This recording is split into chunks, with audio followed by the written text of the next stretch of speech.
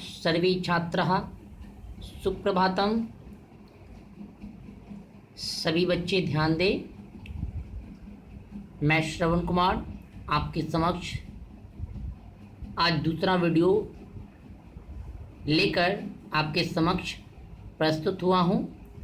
आप देख सकते हैं दूसरे वीडियो के तहत हम आपके समक्ष द्वितीय अध्याय, यह वर्ग दशम वर्ग का अध्याय है। दशम वर्ग का द्वितीय अध्याय आपके समक्ष रखा जा रहा है, जिसमें पाटलिपुत्र वैभवम के बारे में आपके समक्ष रखा जा रहा है।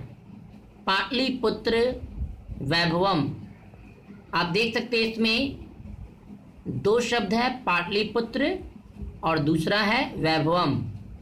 पाटलिपुत्र अर्थात पटना और वैभवम अर्थात सौंदर्यता, यानी पटना की सौंदर्यता का वर्णन आपके समक्ष रखा जा रहा है इस पाठ के अंतर्गत।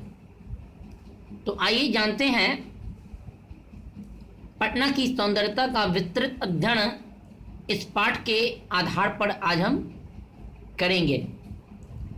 इसके पहले आपको हम बता दें कि हर चैप्टर के बारे में एक संक्षिप्त वर्णन दिया जाता है, जो कि आपके इस पाठ्य पुस्तक के प्रारंभ वाले पृष्ठ में ही अंकित किया गया है। आप देख सकते हैं यहाँ पर रोमन अंक में यह पेज संख्या 11 में आपको दर्शाया गया है। आप देख सकते हैं यहाँ पर कि यह पाठ्य पुस्तक में जो चैप्टर आपको दर्शाया गया है, यह एक निबंधात्मक पाठ है, जो कि पाटलिपुत्र वैभवम के संदर्भ में आपके समक्ष कहा जा रहा है कि इसमें बिहार की राजधानी पटना के प्राचीन महत्व का निरूपण करने के साथ ऐतिहासिक परंपरा से आधुनिक राजधानी के प्रसिद्ध स्थलों का भी वर्णन या निरूपण किया गया है। इस पाठ को कंठाग्र करके छात्र किसी वाक प्रतिस्पर्धा में भाग ले सकते हैं। कहने का अर्थ यह है कि यह एक निबंधात्मक पाठ है, जिसे आप किसी भी वाक प्रतिस्पर्धा के रूप में भाग लेकर पटना की सुंदरता का वर्णन आप लोगों के समक्ष प्रस्तुत कर सकते हैं।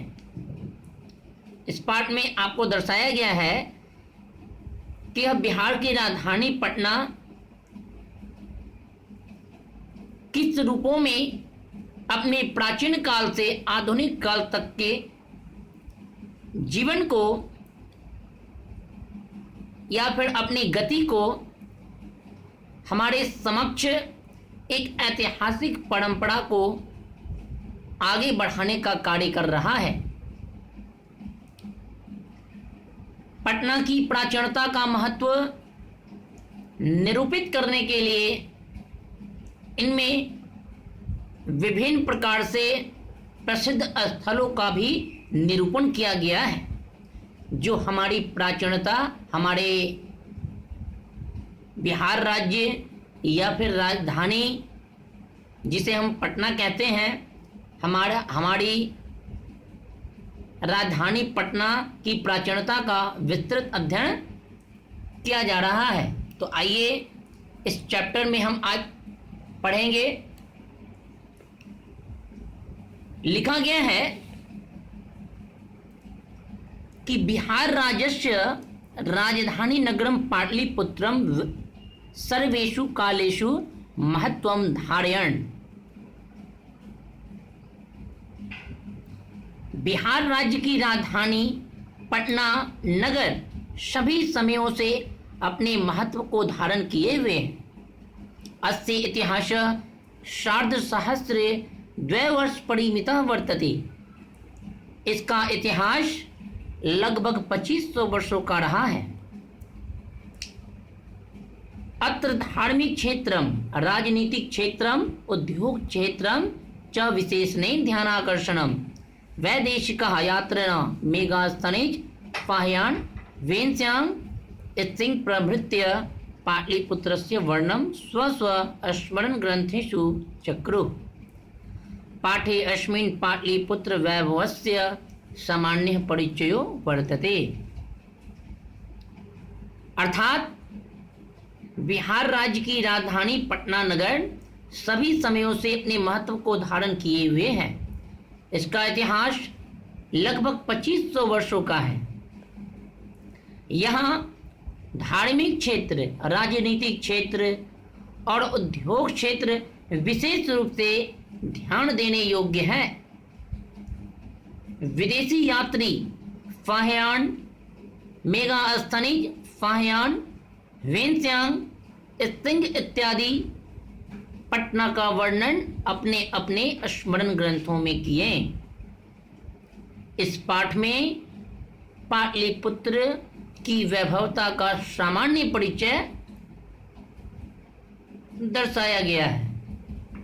तो आइए, यह एक पाटलिपुत्र वैभवम से संबंधित एक संक्षिप्त वर्णन आपके समक्ष रखा जा रहा था। अब चैप्टर को आगे की ओर बढ़ाते हुए हम अगले पैराग्राफ की ओर बढ़ते हैं। आप देख सकते हैं, प्राचीनेषु भारतीयेषु नगरे अस्वन्यतमं पाटलिपुत्रम अनुगंगणम वसुद्वीपचित्रम महानगरम बभूव तद्विषये दामोदर गुप्तो नाम कवि कुटनीमताख्ये काव्य कथ्यति। कहा जा रहा है कि प्राचीन भारतीय नगरों में पाटलिपुत्र गंगा नदी के किनारे चित्रित है, क्योंकि यह एक महानगर के नाम से जाना जाता है। अर्थात पाटलिपुत्र महानगर का चित्र प्राचीन भारतीय नगरों में दर्शाया गया है। इस विषय में दामोदर गुप्त नामक कवि कुटनीमताख्ये नामक काव्य को संबोधित करते हुए कहते हैं कि अस्ति महितल तिलकम सरस्वती कुलगृहम महानगरम नामना पाटलिपुत्रम परिभूत पुरंदर स्थानम। यह एक श्लोक जो कि एक पद्यात्मक भाग है। यह पद्यात्मक संख्या 175 से संकलित यह श्लोक है, आपके समक्ष रखा जा रहा है इस अध्याय को लेकर। इसका अर्थ यह है कि पृथ्वी का तिलक, मही का अर्थ होता है पृथ्वी, महितल यानी पृथ्वी, पृथ्वी का तिलक, विद्वानों की निवास स्थली पटना महानगर का यह नाम सभी रूपों में अपने सौंदर्यशील स्थानों को प्राप्त करता है। अर्थात पाटलिपुत्र यह एक ऐसा नगर है जहां पर बड़े से बड़े विद्वान पुरुषों का जन्म हुआ और उन्होंने पटना की सौंदर्यताओं को और भी चार चांद लगाने का कार्य किए। इस प्रकार अगले पैराग्राफ की ओर बढ़ते हैं। आप देख सकते हैं यहाँ पर दर्शाया गया है, इतिहासे श्रूयते यत् गंगास्तीरे बुद्ध काले पाटलिग्रामः स्थितः आसीत्। सभी बच्चे ध्यान देंगे, मैं हर एक सेंटेंस को आपके समक्ष उच्चारण करते हुए इसका अर्थ समझाने का प्रयास कर रहा हूं।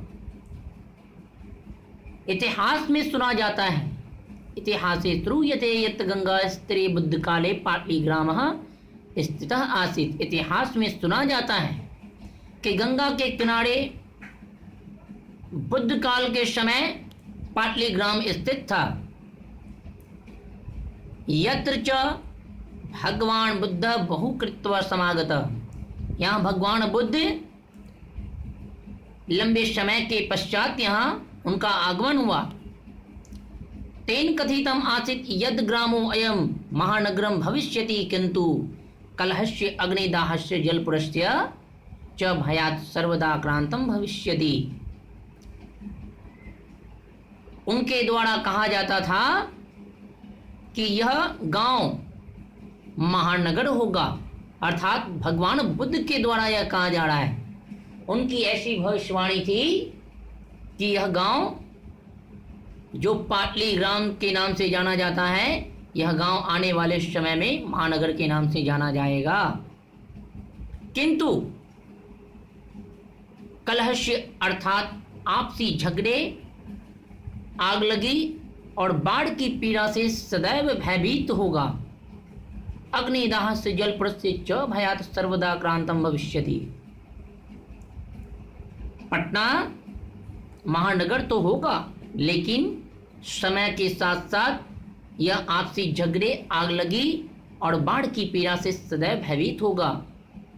वर्तमान काल में अच्छी तरह इस दृश्य को हम जानते हैं, देखते भी हैं। कालांतरेण पाटलीग्राम एव पाटलिपुत्रम इति कथित।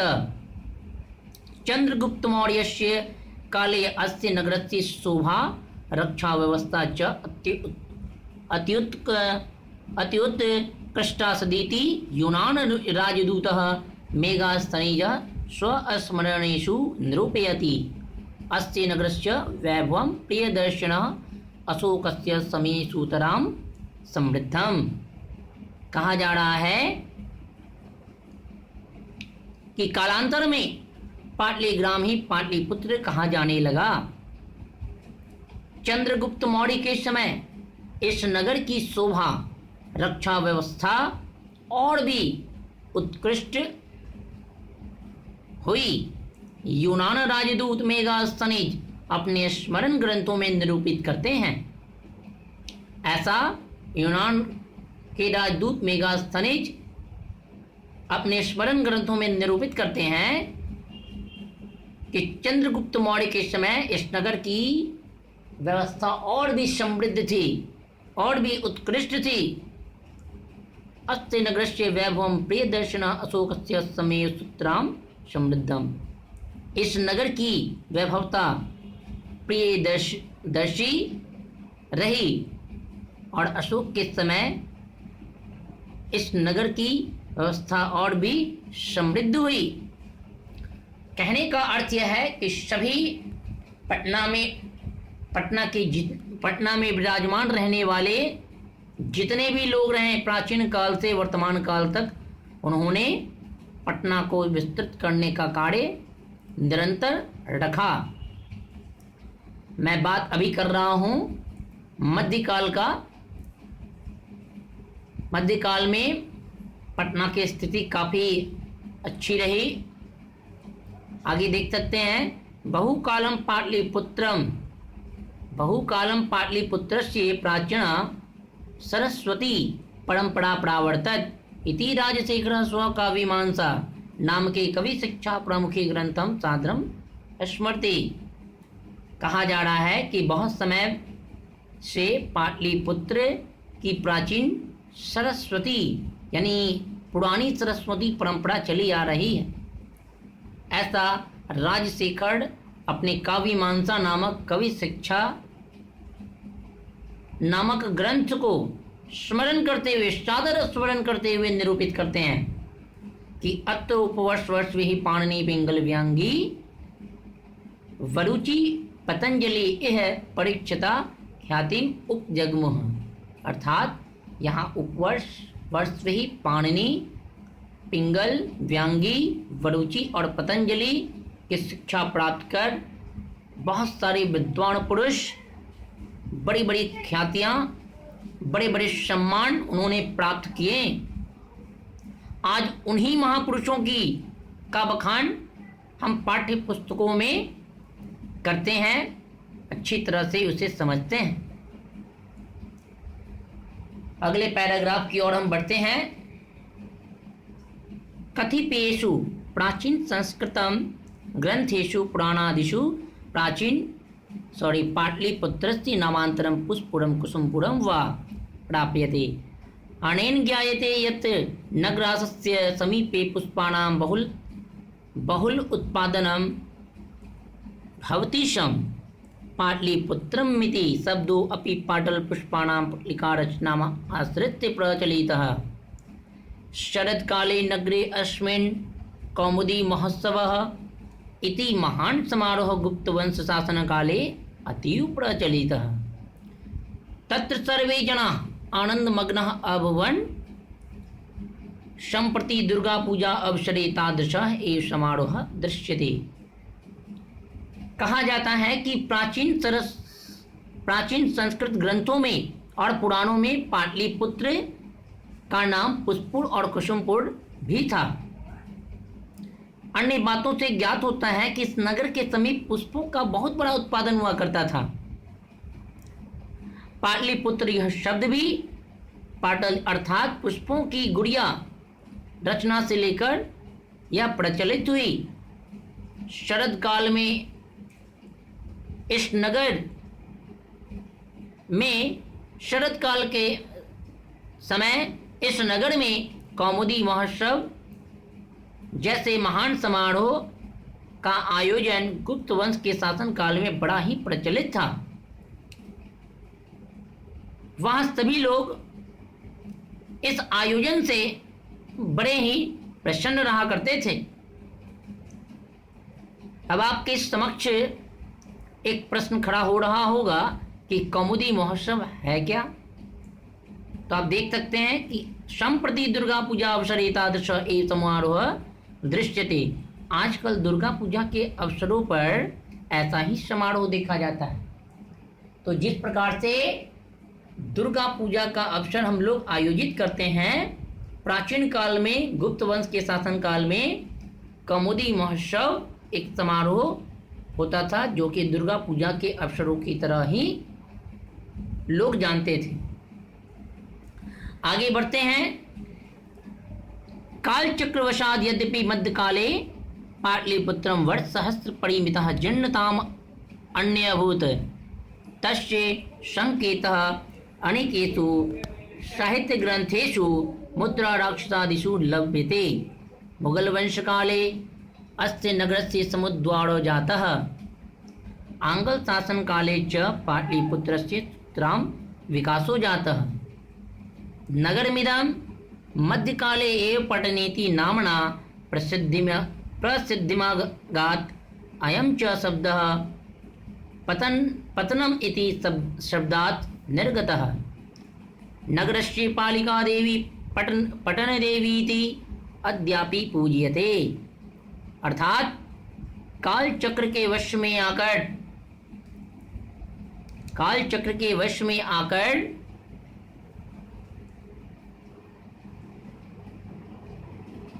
यद्यपि मध्यकाल में पाटलिपुत्र हजारों सालों से जीर्ण शीर्ण रूपों में रहा,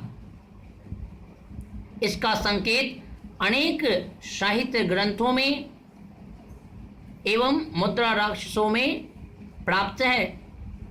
मुगल वंश के शासनकाल में यह नगर और भी समृद्ध हुआ और अंग्रेजी शासन के समय यानी अंग्रेजों के शासन के समय पाटलिपुत्र का विकास और भी बढ़ा और भी समृद्ध हुआ। यह नगर मध्यकाल से ही पटना के नाम से प्रसिद्ध हुआ था और यह शब्द पतन शब्द से निकला था। अर्थात पटना जो नाम आप सुनते हैं यह पतन शब्द से लिया गया है, क्योंकि नगर की पालिका देवी पटन देवी, जिसे हम आज भी हम सभी लोग पूजते हैं, तो इसी पटन से पतन शब्द निकला था और पतन से पटना का नाम पटना पड़ा था। आगे बढ़ते हैं डियर स्टूडेंट्स, आप ध्यान दें। सम्प्रति पाटलिपुत्रम पटना नाम नगरम अति विशालम वर्तते।